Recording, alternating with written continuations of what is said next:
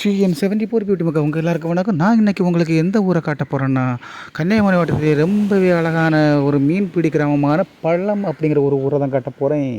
ஆனால் ஊரை காட்ட போகலை, ஊரில் இருக்கக்கூடிய கடல் பகுதியை நான் காட்ட போகிறேன். நம்ம வீடியோவில் கடல் பகுதியையும் இயற்கை சார்ந்த விஷயங்களை தான் நம்ம காட்டுவோம், வேறு எதையும் காட்ட மாட்டோம், சரியா? அதனால் வாங்க வீடியோக்குள்ளே போகலாம்.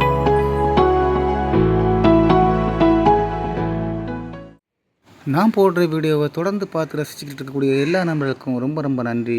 புதிய நண்பர்கள் வேணும்னு இந்த வீடியோக்களை பார்த்தீங்கன்னா நீங்கள் உடனே நம்ம சேனலை சப்ஸ்கிரைப் பண்ணிக்கிட்டு தொடர்ந்து வீடியோ பாருங்கள். நீங்கள் பண்ணக்கூடிய ஒவ்வொரு சப்ஸ்கிரைபும் எனக்கு ரொம்பவே மோட்டிவாக இருக்குங்க. அதனால் நம்ம சேனலை சப்ஸ்கிரைப் பண்ணிட்டு பாருங்கள். நீங்கள் இந்த ஊருக்கு வரணும்னு ஆசைப்பட்டீங்கன்னா நாகர்கோவில் வழியாக வரதா இருந்தால், பைக்கில் வரதா இருந்தால் வெறும் 12 கிலோமீட்டர் தான். 1/2 மணிக்குள்ளே நீங்கள் வந்துடலாம். கன்னியாகுமரி பகுதிக்கு வந்து நீங்கள் இந்த ஊருக்கு வரணும்னு ஆசைப்பட்டீங்கன்னா வெறும் 16 கிலோமீட்டர் தாங்க. அதே 1/2 மணிக்கூரில் நீங்கள் இந்த பகுதிக்கு வந்துடலாம். இந்த ஊர்லவே மீன் பிடிச்சி இந்த ஊரில் ஏலத்துக்கு நிறைய பேர் கொடுக்குறாங்க. ஏலம் பிடிச்சி நீங்கள் மீன் வாங்கிட்டு போகலாம். ரொம்பவே அழகான மீன்கள் நான் இன்றைக்கி நேரில் பார்த்ததால சொல்கிறேன். இந்த பகுதி வந்து ரொம்பவே சின்ன கடற்பகுதி மாதிரி தெரியுதுங்க பார்க்குறதுக்கு. ஏன்னா 2 பக்கமும் வந்து தூண்டில் வளைவு போட்டிருக்காங்க, கடலில் வச்சு போட்டிருப்பாங்கல்ல, அது போட்டிருக்காங்க. அதனால் வந்து நமக்கு ரொம்பவே சின்னதாக தான் தெரிய வேண்டிய இடம், ஆனால் ரொம்பவே அழகாக இருக்குதுங்க. அது மட்டும் இல்லை, ரொம்பவே அலை அதிகமாக இருந்தது. இன்றைக்கி நான் காலை வச்ச உடனே, அதாவது கடல் பக்கத்தில் நான் போனதுமே நம்மளை எப்பவும் வந்து காலை தொட்டு போகல, அதே மாதிரி நம்ம காலை தொட்டுட்டே போச்சுங்க. எனக்கு ரொம்பவே சந்தோஷமாயிடுச்சு. இன்னொரு நல்ல செய்திங்க உங்களுக்கு, இந்த கடற்பகுதிக்கு பக்கத்துலேருந்து 2 நிமிஷத்தில் நீங்கள் சங்குத்துறை பீச்சுக்கு போயிடலாங்க. சங்குத்துறை கடற்பகுதி பக்கத்தில் தாங்க இருக்குது. நீங்கள் இந்த கடற்பகுதியில் நின்று அங்கே பார்த்து வலது பக்கம் பார்த்தீங்கன்னா போதும், உங்களுக்கு சங்குத்துறை பீச் தெரியும். நடந்து போனால் 2 நிமிஷம் தான், டக்குனி போயிடலாம். நீங்கள் ஒரே கடலில் 2 மாங்காய் அடித்த மாதிரி 2 கடற்பகுதியும் பார்த்துடலாம். ஒரே கடல் பகுதி தான், ஆனால் 2 இடம். இனி எப்பவும் நான் சொல்கிறது மாதிரி கொஞ்ச நேரம் அமைதியாகவே நம்ம இந்த கடலை ரசிக்கலாம் வாங்க.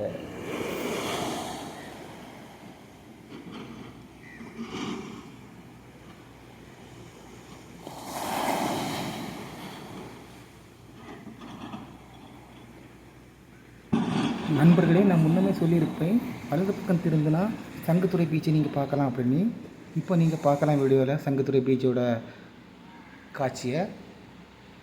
சங்குத்துறை கடற்பகுதியை பற்றி நான் ஏற்கனவே நம்ம சேனலில் வீடியோ போட்டிருக்கேன். பார்க்காத நண்பர்கள் போய் பாருங்கள். ரொம்பவே அழகாக இருக்கும் ஏரியா. தொடர்ந்து வீடியோ பாருங்கள்.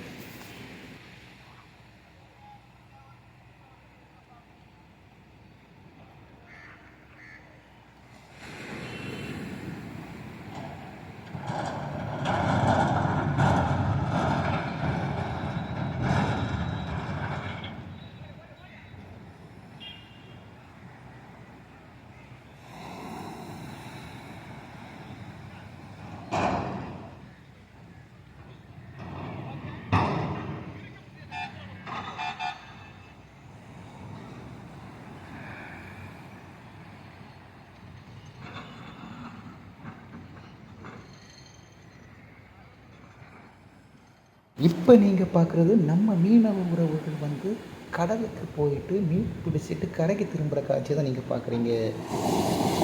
பாருங்கள், ரொம்பவே அழகாக இருக்குங்க. நான் ரொம்ப மெய் சிலுத்து போனேங்க. அந்த கடலோட நீல நிலத்தில் ஒரு படகு சின்ன சிறுசாக அப்படி பாஞ்சி வரும்போது ரொம்பவே அழகாக பார்த்துருக்கு. இந்த வீடியோ பிடிச்சிருந்தால் லைக் பண்ணுங்கள், ஷேர் பண்ணுங்கள், சப்ஸ்கிரைப் பண்ணுங்கள் நண்பர்களே. தொடர்ந்து வீடியோ பாருங்கள். எப்போவும் சந்தோஷமாக இருங்க. ரொம்ப ரொம்ப நன்றி. வீடியோ பார்க்குறவங்களுக்கு, வீடியோ இனி பார்க்கக்கூடியவங்களுக்கு ரொம்ப ரொம்ப நன்றி.